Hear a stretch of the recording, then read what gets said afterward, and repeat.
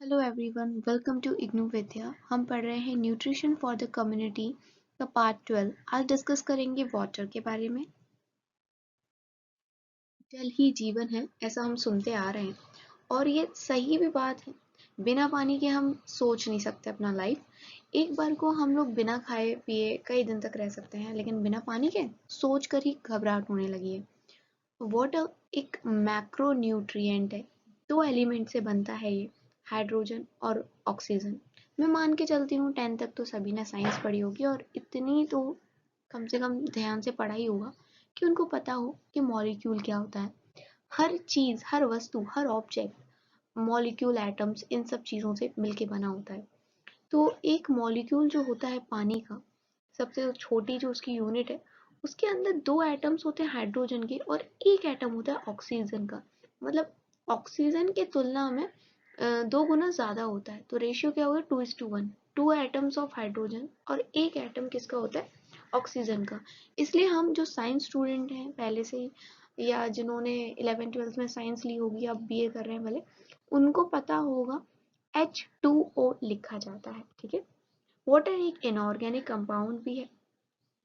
आपने कई बार नोटिस किया होगा कि खाने की तरह ही देखा जाता है पानी को, क्योंकि हम जिस फॉर्म में मतलब वाटर को कंज्यूम करते हैं, तो वाटर के अंदर बहुत सारे न्यूट्रिएंट्स होते हैं, सोडियम, पोटेशियम जैसे, जो कि मिनरल कैटेगरी के अंदर आते हैं। इसलिए हम इसको खाने के तौर पे भी देख लेते हैं। तो आइए देखते हैं कि शरीर के अंदर क्या रोल होते हैं पानी के। हमारे शरीर का, अगर हम एक एडल्ट की बात करें तो करीबन 60% जो उसका वजन होता है एक एडल्ट का, वो पानी से बनता है। और वहीं अगर हम बच्चों की बात करें, इन्फेंट की बात करें, जो छोटे बच्चे होते हैं, तो वहाँ 75% होता है। बहुत ही इम्पोर्टेंट होता है पानी हमारे सेल्स के लिए, टिश्यूज़ के लिए। ठीक है, ताकि ये अच्छे से काम कर सकें। हमारे शरीर में जितने भी फ्लूइड्स होते हैं, चाहे वो लार हो, खून हो हमारा, या फिर जो डाइजेस्टिव जूसेस होते हैं, और या फिर हमारा यूरिन हो, या फिर हमें पसीना आ रहा हो, या हमारे जो स्टूल्स होते हैं, उन सभी के अंदर आपने देखा है पानी होता ही है। वाटर हमारे टेम्परेचर को रेगुलेट करने में भी बहुत ही इम्पॉर्टेंट रोल प्ले करता है। ठीक है। देखो, हम जानते हैं जब हम खाना खाते हैं और उसके बाद जब हमारे शरीर के अंदर बहुत सारी प्रोसेस होती हैं, कार्बोहाइड्रेट्स बर्न होते हैं, तो एक तरह की शरीर के अंदर हीट प्रोड्यूस होती है। तो जो पानी होता है वो इस हीट को पूरी बॉडी में फैलाता है। ठीक है।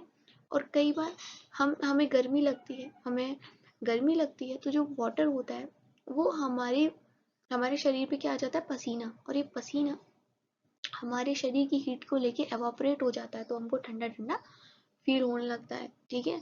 तो ये हमारे शरीर का इस प्रकार से टेम्परेचर भी मेंटेन करता है। वाटर एक यूनिवर्सल सॉल्वेंट है। इसका मतलब ये कि ये हर वैरायटी के जो सब्सटेंस हैं, हर प्रकार के प्रोडक्ट्स हैं जो डाइजेशन के, उनको अपने अंदर डिसॉल्व कर लेता है, और ब्लड के माध्यम से पूरी जो बॉडी होती है उसमें फैला देता है। उसी प्रकार से जो वेस्ट प्रोडक्ट्स हैं उनके रिमूवल में भी हेल्प करता है शरीर से। सुबह के टाइम आप फ्रेश होते हैं, अगर आपके शरीर में पानी की कमी है तो कॉन्स्टिपेशन होगा और आप सही से फ्रेश नहीं हो पाएंगे। तो रिमूवल ऑफ वेस्ट प्रोडक्ट्स में भी जो पानी है बहुत हेल्प करता है। और ये जो प्रॉपर्टी है वाटर की, ये केमिकल रिएक्शंस जो हमारे शरीर के अंदर होते हैं पाचन क्रिया के लिए, वो भी, उसमें भी बहुत बड़ा योगदान है पानी का। ठीक है। तो ये सारी चीज़ें हैं जो पानी को बहुत इम्पोर्टेंट बनाती हैं। और ये तो बहुत इजी सा टॉपिक था, मैं जानती हूँ, लेकिन फिर भी हम जानते तो हैं पानी क्या, कितना ज़रूरी है, क्यों ज़रूरी है, लेकिन किस प्रकार से एग्ज़ाम में लिखना है वो मैंने आपको बता दिया है। हो आपको समझ में भी आ ही गया होगा, बहुत ईजी सा था। इसके बाद अब हमारी नई यूनिट स्टार्ट होने वाली है, तो नेक्स्ट वीडियो में अब यूनिट जो नई है उसको स्टार्ट करेंगे। ठीक है। Thanks for watching IGNOU Vidya.